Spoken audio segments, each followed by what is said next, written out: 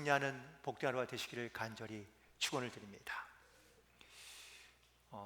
저도 한 번인가 한 두 번 정도밖에 경험이 없는데 흑인들이 있는 흑인 교회를 가면은요, 물론 예배 시간도 길지만 예배 시간 내내 정말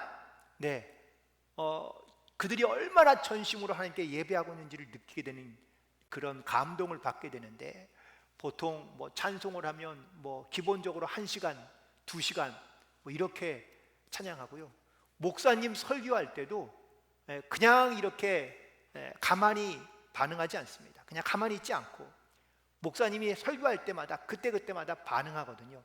물론 제가 설교 말씀을 드리면 중간중간 여러분들이 아멘 하시는 분도 있지만 흑인 교회는 그러지 않습니다. 어떤 사람은 아멘하고 어떤 사람은 할렐루야 하고 어떤 사람은 목사님 설교를 따라하기도 하고 아주 다양한 반응을 보이고 있긴 하는데, 어느 흑인 교회에서 목사님이 설교합니다. 설교할 때 요즘에 있는 교회들이 너무나 죽어가고 있는 것 같으니까 목사님이 설교하시면서 오늘날의 교회는 주저앉아 있습니다. 교회는 다시 일어나 걸어야 합니다 라고 이렇게 설교하자 교인들이 반응합니다. 할렐루야, 걸어야 합니다 라고 이렇게 반응하는 겁니다. 그러자 목사님이 다시 또 설교하시기를, 걷는 것 가지고는 부족합니다. 이제는 뛰어야 합니다 라고 얘기하자 교인들이 아멘, 뛰어야 합니다 라고 똑같이 반응하는 겁니다. 이제 이 목사님이 어쩌면은 더 강조하고 싶은 말씀이 있어서 그런지 우리는 전 세계에 복음을 전하기 위하여 날아야 합니다 라고 얘기하자 온 교인들이 아멘, 날아야 합니다 라고 이렇게 함께 화답합니다. 이에 고무된 목사님이 그러려면 교회가 이렇게 걷고 뛰고 날기 위해서는 헌금을 해야 됩니다 라고 얘기했더니 분위기가 싸해집니다. 그러자 맨 뒤에 앉아있던 어느 교인이 혼잣말로 그냥 걷기만 하면 어떨까 라고 이렇게 얘기했다는 겁니다. 사실 우리가 말씀의 은혜를 받고 혹은 또 말씀에 우리가 하나님이 주시는 어떤 사명을 깨닫고 우리의 본분과 사명을 잘 감당하려고 노력하긴 하지만 사실 그 마음대로 뜻대로 되지 않는 경우들이 많이 있죠. 제가 지난 한 주 열흘 가까이를 영국에 있는 감리사 연수를 성지순례를 다녀왔는데요. 존 웨슬리 목사님의 일생을 토대로 이렇게 태어난 것부터 시작해서 그래서 이제 그분이 다녔던 모든 설교했던 곳 혹은 또 사역했던 그런 교회들을 탐방하고 돌아오게 됐는데, 그런데 이제 가면서 물론 거기 설 때마다 마음의 어떤 뜨거움도 있고 마음의 감동도 느끼기도 했지만, 또 하나는 사실 조금 안타깝기도 하고 혹은 또 좀 아쉬운 마음도 많이 있었습니다. 특별히 이 존 웨슬리 목사님의 회심을 생각해 보면 사실 이 목사님의 회심은 극적인 회심은 아니었습니다. 예를 들면 우리가 알고 있는 사도 바울은 예수님을 믿는 사람들을 핍박하다가 예수를 만나고 난 다음에 완전히 삶이 뒤집어지고, 또 방탕하게 살다가 예수를 만나고 난 다음에 삶이 바뀌어서 달라진 예를 들면 성 어거스틴 같은 그러한 삶의 극적인 변화는 없었던 분입니다. 오히려 반대로 웨슬리 목사님은 회심 전에도 아주 신실한 크리스찬이었습니다. 어렸을 때부터 부모님에게 신앙 교육을 잘 경건 생활을 배웠고, 또 옥스퍼드 대학에 들어가서도 그는 엄격한 성경의 말씀의 규율을 적용하는 그런 학교에서 누구보다 모범적으로 살았고, 이것도 성에 차지 않았는지 홀리클럽을 만들어서 더욱더 규칙적인 신앙생활을 했던 것이 바로 존 웨슬리 목사님의 회심 전의 모습이었습니다. 또한 더불어 그가 하나님의 부르심을 받고 미국에도 선교사를 떠납니다.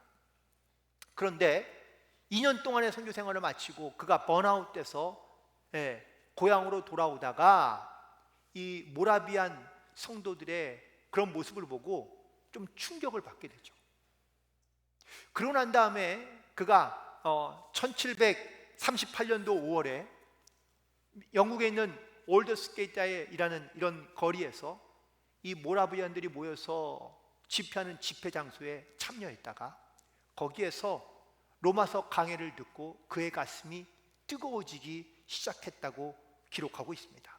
그의 일기에 보면 내가 그때의 로마서의 강해의 서문을 들었는데 우리가 그리스도를 믿을 때 하나님께서 우리의 마음에 변화를 가져오시는 일을 묘사하는 말을 듣는 중에 내 가슴이 마음이 뜨거워지는 것을 느꼈다라고 고백하고 있습니다.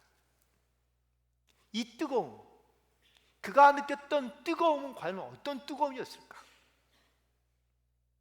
크게는 두 가지를 말할 수 있는데 첫 번째 변화는 그가 칭의 혹은 이 구원과 이 확실한 믿음을 갖고 있었던 그것보다 더 큰 확신을 그가 갖게 되었다라고 말하는 겁니다.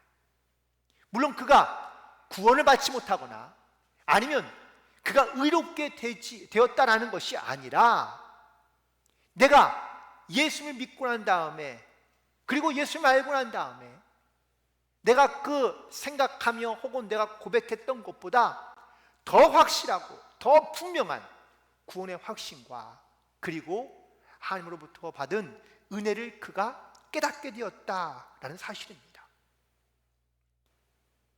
조한 웨슬리 목사님은 칭의, 의롭게 되었다, 이 믿음으로 의롭게 된 것을 강조하지만 사실 이 믿음으로 의롭게 된 칭의만 강조하는 것이 아니라 성화의 삶을 강조합니다.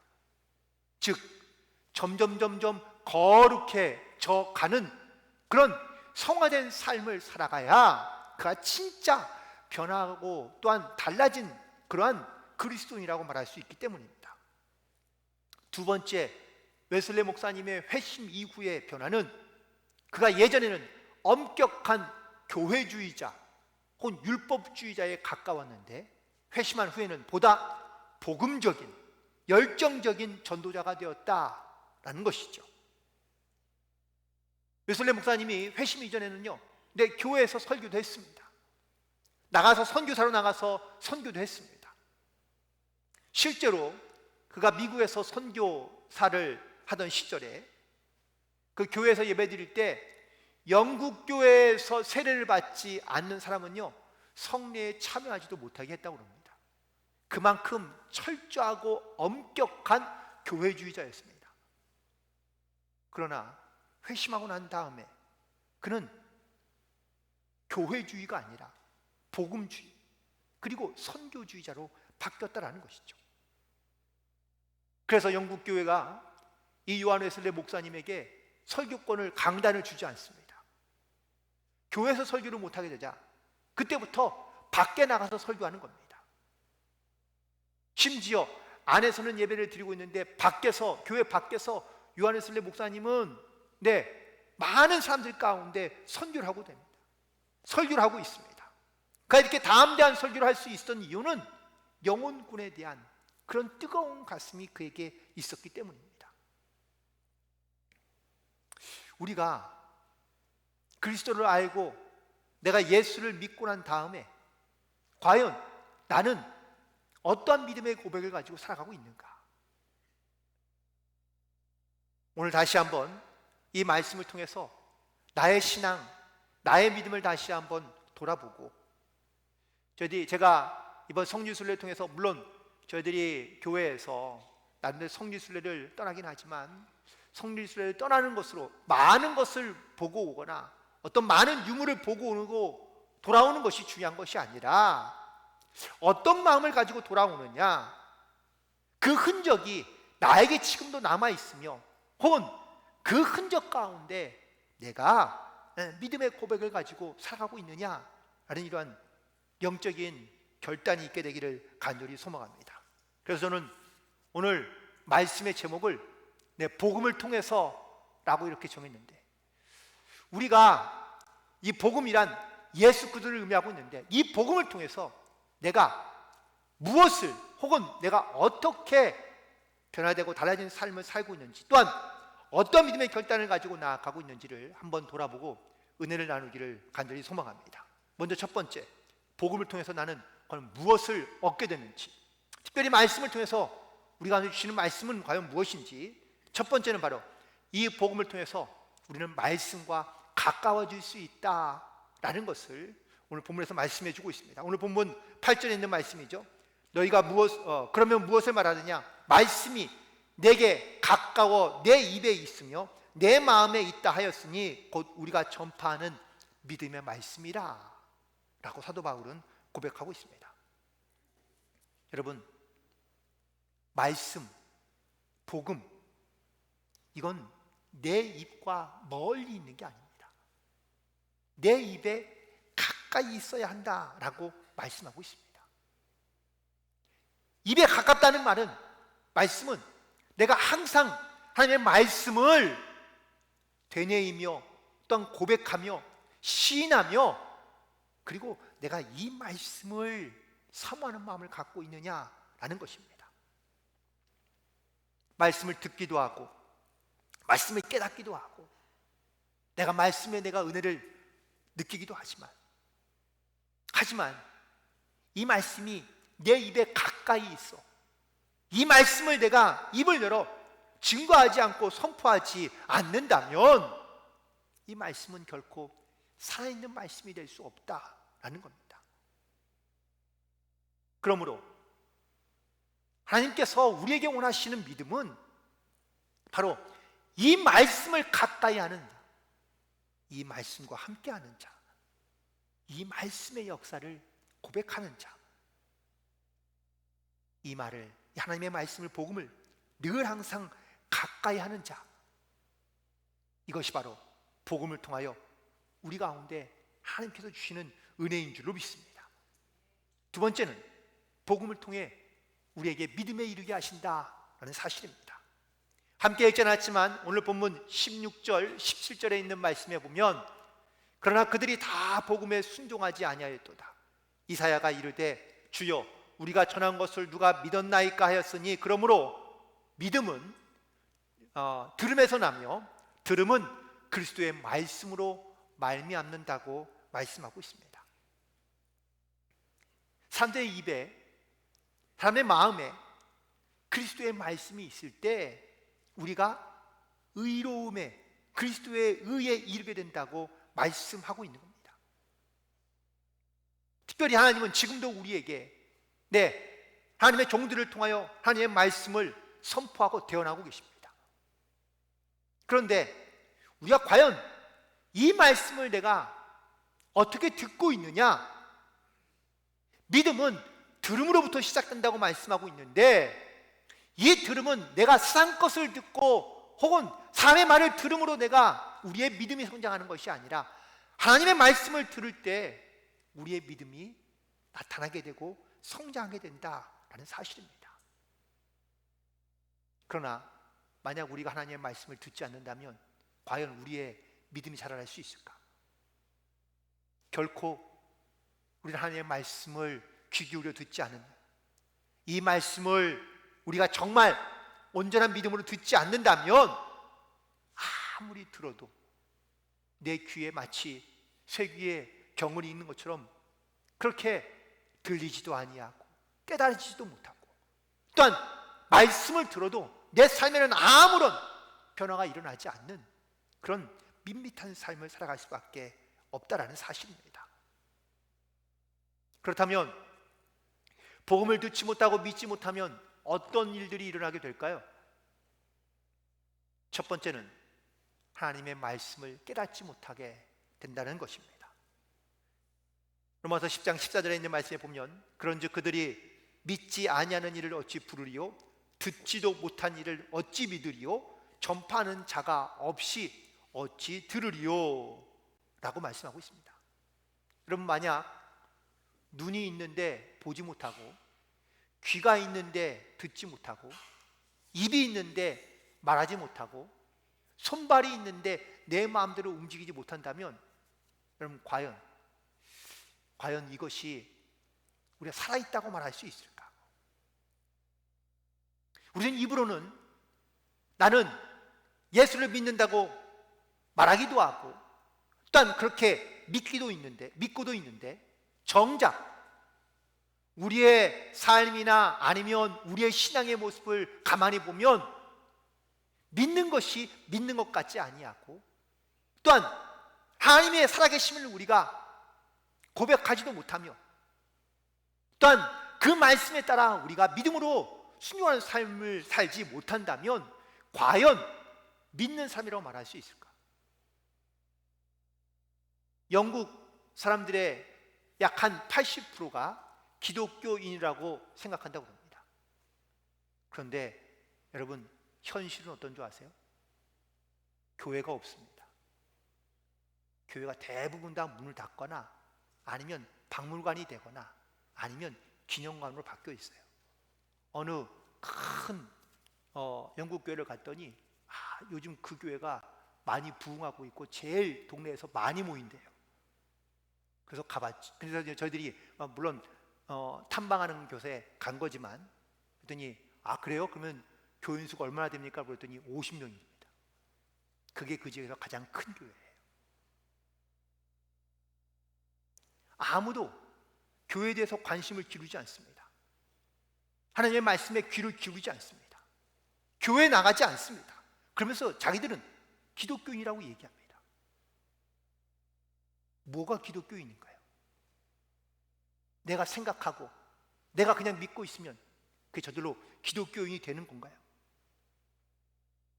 또 다른 중요한 이유, 복음을 듣지 못하니 전하는 사람이 없으니 듣지 못함으로 말미암아 믿음도 생기지 않는다는 겁니다. 이 책임은 전적으로 먼저 믿고 구원받은 사람들에게 있습니다. 내가 구원받고 내가 은혜로 살고 있고 내가 믿음으로 살고 있으면서도 나는 예수님의 말씀을, 하나님의 말씀을 선포하지 아니하고 입을 열어 증거하지 않으니 사람들이 듣지도 못하고 또한 들을 수도 없으니 알 수도 없고 알지 못하니 믿지 못하는 겁니다.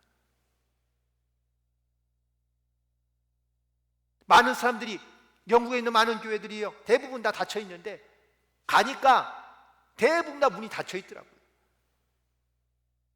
사람이 왔다 갔다 다니질 않는 겁니다.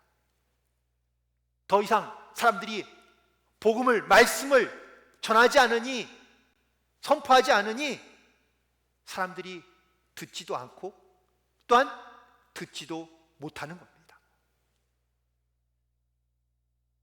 우리가 복음의 증인으로 살아간다는 것, 그거는 물론 입으로만 하는 건 아니지만 입으로도 열어 전해야 되고 내 삶으로도 그들 가운데 이 복음의 증인이라는 것을 우리가 증거해야 될 줄로 믿습니다. 두 번째는 이 복음에 듣지 못하고 믿지 못하면 하면서 우리 가운데 말씀하시기를 정죄하게 된다고, 심판을 받게 된다고 말씀하십니다. 마가복음 16장 15절부터 16절에 있는 말씀에 보면 또 이르시되 너희는 온 천하에 다니며 만민에게 복음을 전파하라. 믿고 세례를 받는 사람은 구원을 얻을 것이요 믿지 않는 사람은 정죄를 받으리라 라고 말씀하십니다. 여러분, 여기에서 믿지 않는 사람은 정죄하신다고, 심판하신다고 말씀하고 있습니다. 내가 하나님을 믿고 구원을 받아 이 세상에 살아가는 것이 얼마나 큰 은혜인지를 우리는 너무 쉽게 잊고 있다라는 것이죠. 강팍한 세상 속에 살면서 나는 세상과는 달라 라고 생각하며 나의 믿음을 잘 지키며 살아가는 것 물론 중요합니다. 하지만 정말 예수를 알지 못하고 믿지 못하는 저 영혼들이, 혹은 그 영혼들이 정말 정죄를 받고 심판을 받고 죽게 된다면 과연 어떻게 될까? 그건 분명 영원한 지옥에 영벌에 떨어질 것이 분명한데 우리에게 그 영혼 구원에 대한 절박한 그런 마음을 가지고 하나님의 말씀을 증거하며 선포하고 있는가? 또한 이 복음을 믿지 않고 알지 못하면 데살로니가후서 1장 8절에 보니까 영원한 형벌에 처하게 된다고 말씀하고 있습니다. 하나님을 모르는 자들과 우리 주 예수의 복음에 복종하지 않는 자들에게 형벌을 내린다고 말씀하고 있습니다. 이건 여러분들 협박용이 아닙니다.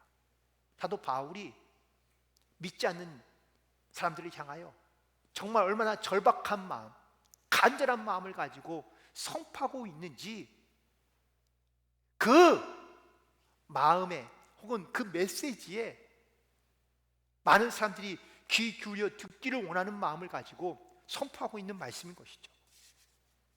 그렇다면 이 복음을 통하여 과연 우리는 무엇을 얻게 되었고 또한 무엇을 누리며 살고 있는가, 또한 우리가 어떻게 살아가야 되는가 라는 것에 대한 질문이 남게 되는데, 복음을 통하여 우리는 하나님의 의롭다 하심을 얻고 이 하나님의 의를 통하여 이 땅 가운데 살아가게 되는 줄 믿습니다. 그런데 이 의로움은 오늘 말씀 가운데 성경에 있는 말씀을 통하여 깨닫게 보면 행위가 아닌 믿음으로 의롭게 된다라고 말씀하고 있습니다. 로마서 3장 28절에 있는 말씀입니다. 그러므로 사람이 의롭다 하심을 얻는 것은 율법의 행위에 있지 않고 믿음으로 되는 줄 우리가 인정한다라고 고백하고 있습니다. 나의 어떤 행위로 내가 하나님 앞에 의롭다 칭찬받는 것이 아니다 라는 것을 말하고 있습니다. 사도 바울은 분명히 말합니다. 나의 행위로 우리 하나님 앞에 의롭다함을 얻는 것이 아니라 오직 믿음으로만 된다는 것을 다시 한번 강조하고 있습니다. 많은 사람들이 어떻게 의롭다함을 얻을 수 있을까? 내가 의로워질 수 있을까? 라는 것을 고민해 보는데, 내가 어떤 많은 봉사와 헌신을 통해서 내가 점점 의로워지는 것이 아니라 사실은 거룩해짐에 가까워지는 것이죠. 성화란 점점점 하나님의 영화로움에 가까이 다가가는 것을 의미하고 있기 때문에 이 행위는 우리에게 하나님의 거룩함을 닮아가게 하는 그러한 좋은 도구가 됩니다. 하지만 의롭다 하심을 얻는 이 칭의는 하나님의 선물이며 하나님의 의로움으로 단번에 된다라는 사실을 우리에게 말하고 있는 것입니다. 그리고 이 의로움은 바로 오직 믿음으로만 가능하다는 것을 우리에게 말씀하고 있는데, 로마서 1장 17절에 있는 말씀에 보면은 복음에는 하나님의 의가 나타나서 믿음으로 믿음에 이르게 하나니 기록된 바 오직 의인은 믿음으로 말미암아 살리라 함과 같다고 말씀하고 있습니다. 여기에서 복음에 대한 세 가지의 의미가 등장하는데, 첫 번째는 보면 복음에는 하나님의 의가 나타난다 라고 말씀하고 있습니다. 여기서 하나님의 의가 나타난다는 것이 무슨 뜻입니까? 사람이 하나님의 의를 나타나게 하는 것이 아니라 하나님 자신이 당신의 의를 나타내 주신다라는 사실입니다. 다시 말하면 내가 어떤 일을 통해서 의롭다 칭함받을 수 있는 것이 아니라 하나님이 우리를 의롭다 칭할 때에 우리가 의로워질 수 있으며, 또한 하나님께서 당신의 의로움을 나타내실 때 우리가 하나님의 의가 무엇인지를 깨달아 알 수 있다라는 사실을 의미하고 있는 말씀인 것이죠. 그러나 사람들은 항상 눈에 보이는 걸 쫓습니다. 내가 먼저 주님 앞에 부르짖고 간구하면 하나님께서 그제서야 응답하시는 것처럼 우리가 착각하는데 그렇지 않습니다. 나의 행위와 나의 의지와 나의 노력, 이 노력에 의해서 하나님께서 역사하시는 것이 아니라 하나님이 의가 하나님의 뜻을 나타내고자 하는 곳에 하나님께서 나타내시고 역사하신다라는 것을 말하고 있는 겁니다. 그래서 많은 믿음의 선배들이 말하기를 현상을 쫓지 말라고, 보이는 것을 따라 하지 말라고 우리에게 말하고 있는 겁니다. 두 번째는 이렇게 하나님의 의가 나타날 때 믿음에 이르게 된다라고 말씀하고 있습니다. 우리는 종종 사람들에게 믿음이 좋다라고 이야기합니다. 그런데 이 믿음이 좋다는 말은 사람에게 인정받는 믿음일 수 있습니다. 정말 우리가 칭찬받길 원한다면, 물론 사람에게도 칭찬받아야 되겠지만 하나님께 칭찬받는 믿음이 되기를 간절히 소망합니다. 하나님께 인정받는 믿음, 하나님께 칭찬받는 믿음, 그 믿음이 진짜 믿음이지 않을까. 그리고 세 번째, 이런 믿음을 가진 사람이 바로 의인이라고 부름받게 된다라는 겁니다. 하나님이 인정하는 의인, 하나님께 인정받는 사람, 이런 의인이라고 칭함받는 사람이 바로 이런 믿음을 가지고 살아가는 사람을 바로 의미하고 있다라고 말씀하고 있는 겁니다. 그리고 마지막으로 우리가 이 복음을 통하여 하나님의 은혜를 얻게 되면 우리는 너무나 자연스럽게 복음의 증인으로 살아갈 수밖에 없게 된다라는 겁니다. 오늘 본문에 있는 말씀 10절과 13절에 이렇게 기록하고 있습니다. 사람이 마음으로 믿어 의에 이르고 입으로 시인하여 구원에 이르게 됩니다. 누구든지 주의 이름을 부르는 자는 구원을 받으리라. 이것이 바울이 선포하고자 했던 하나님의 주시는 말씀, 그리고 복음, 그리고 메시지였던 것이죠. 내가 복음을 통해 하나님의 자녀가 되었다 라는 것을 우리가 담대히 선포할 수 있을 때, 그 복음의 증인으로 내가 이 땅 가운데 살고 있다는 것을 누구이든지 선포할 수 있을 때, 그 말씀을 내 입에 가까이 하여 내가 항상 주의 말씀을 전하고 증거할 때 우리가 이 땅 가운데 복음의 증인으로 살아가는 그런 믿음의 자녀인 것을 우리가 깨닫고 선포할 수 있게 되는 줄 믿습니다. 말씀을 정리하며, 말씀이 육신이 되어 오신 예수 그리스도를 통하여, 즉 복음을 통하여 많은 사람들이 구원을 얻게 되고 또한 의에 이르게 되었다고 말씀하고 있습니다. 하지만 이 의롭게 된 것은 내 행위가 아니라 바로 하나님께서 주시는 은혜, 하나님의 선물이었음을 고백합니다. 그리고 우리는 이 복음으로 말미암아 우리가 하나님의 자녀가 되었고 또한 복음의 증인이 되어 살아가고 있다는 이 확실한 믿음의 증거들, 내 입으로 시인하며 선포하며 하나님의 말씀을 가까이 하고 주의 마음을 따라 우리가 순종하는 삶을 살아간다는 것이 많은 사람들 가운데 반드시 전해지고 증거될 수 있는 그런 증인의 삶을 살아가야 될 줄로 믿습니다. 그런데 여전히 나조차도 내가 이 복음의 증인으로 살아가고 있다는 것을 담대히 증거하지 못하거나 선포하지 못하거나 다른 사람에게 전해주지 못하고 있다면 과연 정말 내가 구원받은 하나님의 자녀로서 이 땅 가운데 확실한 믿음의 증인으로서 살고 있는 것이 분명한가라는 것을 다시 한번 돌이켜보게 됩니다. 그냥 내가 머리로만 아는, 혹은 내가 그냥 내 지식으로만 아는 그런 구원받은 하나님의 자녀가 아니라 내 안에 마음의 뜨거움과 또한 하나님의 이 구원의 은혜가 무엇인지를 다시 한번 절실하게 깨닫고 그 복음의 능력과 성령의 감동으로 우리의 입을 열어 주를 시인하며 고백하며 누구든지 주의 이름을 부르는 자는 구원을 얻게 된다는 오늘 이 복음의 능력, 말씀의 능력, 이 복음의 통로로 하나님과 모든 사람 앞에 담대한 복음의 증인으로 살아가는 복된 성도들 되기를 간절히 소망하며 오늘 다시 한번 복음을 통해 우리 가운데 일하고 역사하시는 주님의 크신 은혜와 역사가 여러분 모든 삶 가운데 함께 하시고 동행하시기를 주님의 이름으로 간절히 축원을 드립니다. 기도하시겠습니다. 하나님, 지금도